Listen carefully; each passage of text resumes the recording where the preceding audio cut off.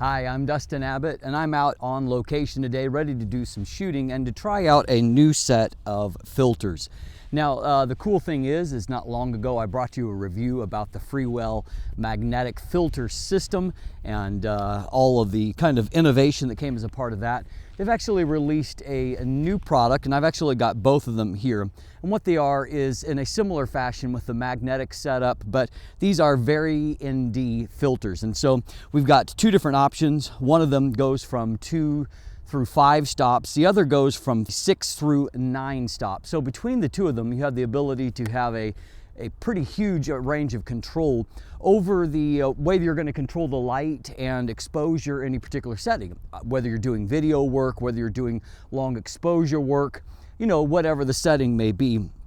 And of course, with the great design and optical performance that we have seen with these Freewell filters before.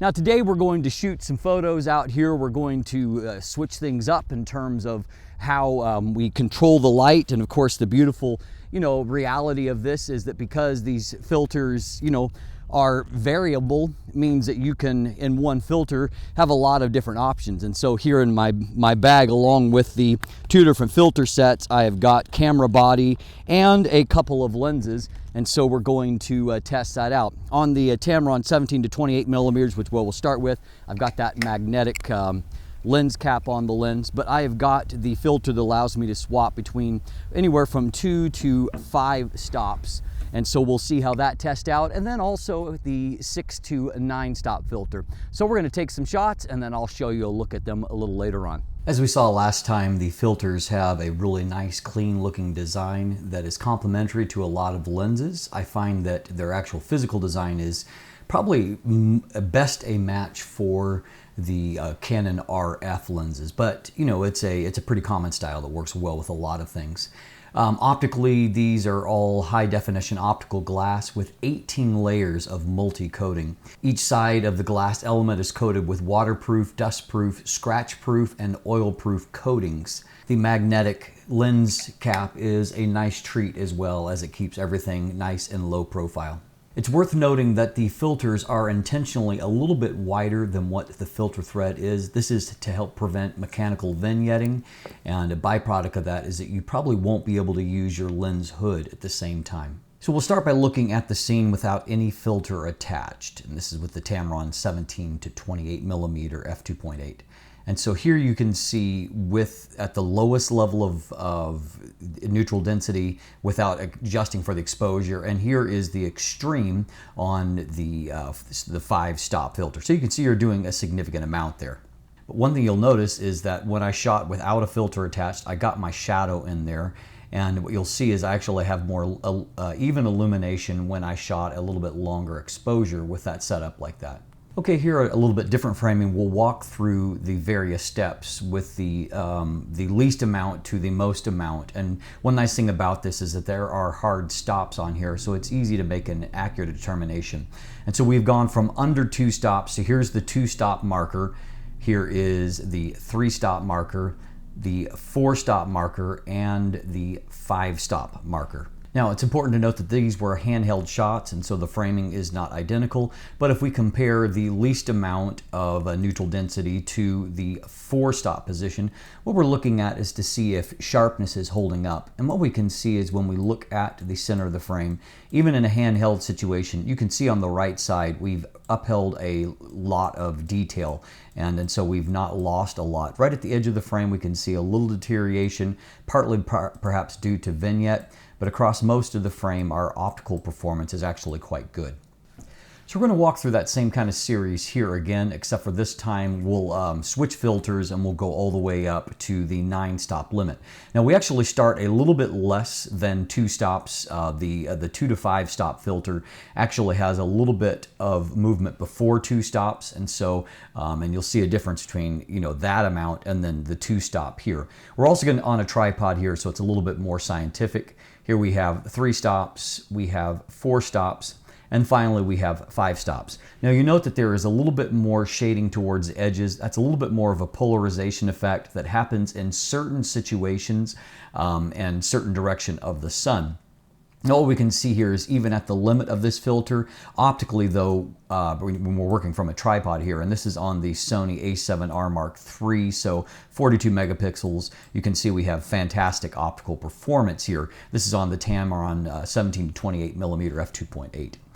So if we move on from this, this is actually 6 stops on the second filter. You'll see that there's less of that polarization effect. And so obviously if you have both of these filters, then by all means, and you're wanting to shoot in this range, definitely use the second one. Here we have 7 stops, we have 8 stops, and then we have 9 stops. And so we can see the most strongly pronounced amount of that. And this effect kind of goes away if you actually shoot. I'm shooting at 17 millimeters here. If I were zoomed in a little bit further, most of this effect goes away. Now, here's that last stop that did have heavier polarization, but if I, crop in the image itself, and I've done just a tiny bit of edit to this, you can see that it still produces a really nice looking end result. Now what you'll see here is that I did just a little bit of editing to an image where I used 9 stops here, so you can see a very long exposure. I did 9 stops and I'm still at 17 millimeters. However, with a little bit of processing, obviously you can correct for any of those aberrations. And so what we've got now is a really beautiful looking end result. Now in this particular scene, I moved out to 20 millimeters, a much brighter type situation here. But what we're able to see is that I didn't really have any of those issues here at 20 millimeters that I did at 17 millimeters. And so again, it's situational. Here also is at 20 millimeters, and you can see a really, really beautiful result.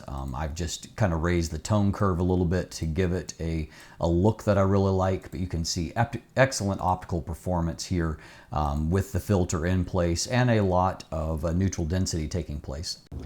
Now when I first arrived, everything was really still, but this is very late autumn, early winter here, and so the weather changes really, really quickly. So having the ability to use an ND filter to control that movement of the water can make the difference between a okay shot and an incredible shot. Now we can see that those ripples are all eliminated if we put on the ND filter and then we shoot in this circumstance, and it allows everything to to smooth out, and so we get that kind of look of very, very still water, even if that wasn't actually the case at the time of the shot. Here's I exposed just a little bit longer and composed a little bit differently, did a little bit of editing to it, and you can see a really, really cool end result from shooting in that situation that, where the water was not particularly attractive due to ripples from the wind kind of coming across it.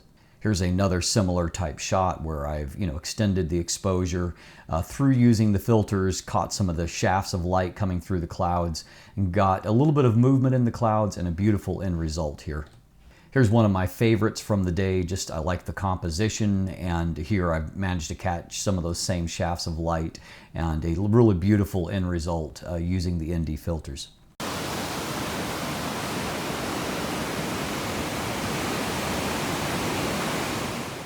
Now here I've used the 9 stops to extend the exposure to give us a different look. And you'll see here, because I'm zoomed in further, there's no issue with polarization in the corners. I've not done anything to correct here. And you can see that our detail here is really nice. From up above, that looks like a toothpick. That's actually a log. So it shows the scale of what we're looking down on here. Here's another type shot, and so you can see again, there's no issues with shading here in the corner, even though we have gone heavy with the ND effect to extend the flow of the water.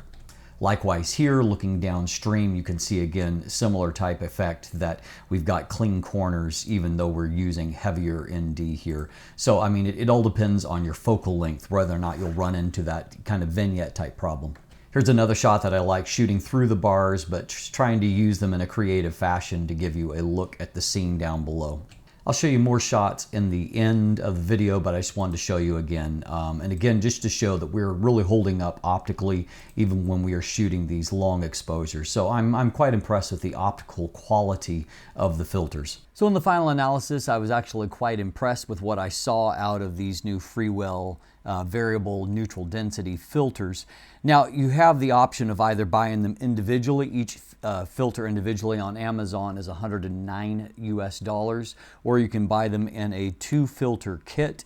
for $199, and that also is going to give you the magnetic lens cap. And of course, if you've got some of their other filters, you can use them in conjunction with this. But of course, if you have both filters, it really does give you a lot of versatility to have, all the way from 2, actually a little bit less than 2 stops through 9 stops of neutral density between the 2 filters. It gives you a lot of versatility there. And I think that they were probably smart to compartmentalize rather than trying to do a fuller range than that. My experience was I have tested some broader range of stops than that, but I also noted that the optical quality wasn't nearly as good. And finally, I'll also note that price-wise, this is a really, really excellent price and compares very, very favorably with some of the alternatives, the variable neutral density filters that I've looked at before or others that are on the market. And as you can see from the photos that we can see here, you can really be creative with shaping the scene, shaping movement, and getting the scene that you want. And of course, if you are either a video shooter or a portrait photographer and you're trying to either sync shutter speed or trying to sync with flash, having the 2 to 5 stop filter can really make a huge difference to be able to control that variably, and so you can make sure you get the shutter speed that you're looking for. So a lot of versatility there. I think this is a fantastic set. It's nice and low profile, and at the end of the day, I see, relatively few shortcomings and a whole lot of strengths that come with it. I'm Dustin Abbott. If you look in the description down below, I do have linkage to the Amazon listing where you can go and check it out for yourself. There's also buying links if you'd like to purchase for yourself, and I will throw up a link to an image gallery there if you want to look at these photos a little bit more in conjunction with that. And of course, you can also follow me on social media, become a patron, sign up for my newsletter, and if you haven't already, please click that subscribe button right here on YouTube. Thanks for watching. Have a great day.